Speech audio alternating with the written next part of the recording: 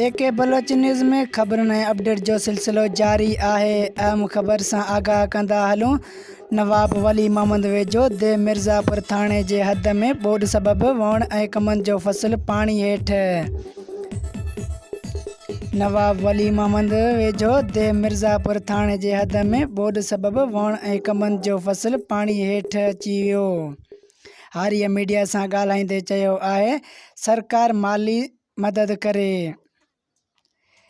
अहम ख़बर सां आगाह कंदा हलूं त नवाब वली मोहम्मद वेझो दे मिर्ज़ापुर थाणे जे हद में ॿोॾि सबबि वण ऐं कमनि जो फ़सुलु पाणी हेठि अची वियो। वधीक हारीअ मीडिया सां ॻाल्हाईंदे चयो आहे, सॼो मुल्क पाणी थी वियो। असां वण पाणी में आहिनि, तक़रीबन 10-12 एकड़ आहिनि। इहे 10-12 लख ख़र्च करे चुका आहियूं। अॼु ताईं असांजे दाद पिराज का बि न थी आहे, ॿेड़ी बि कान थी मिले। फ़सुलु ईअं लुड़ी वियो आहे, कम त लुड़ी विया आहिनि। असां DC खान खे चऊं था त असांजो दाद पिराज थिए।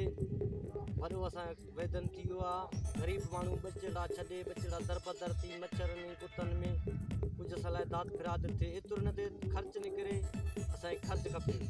इहो असां अपील कयूं था, असां लाइ कुझु थिए। ग़रीब माण्हू आहियूं, ज़मीनदार त ज़मीनदार आहिनि। असां जेको सीड़ायो आहे, हिन जे करे वक़्तु ॾिनोसीं फ़सुल जे करे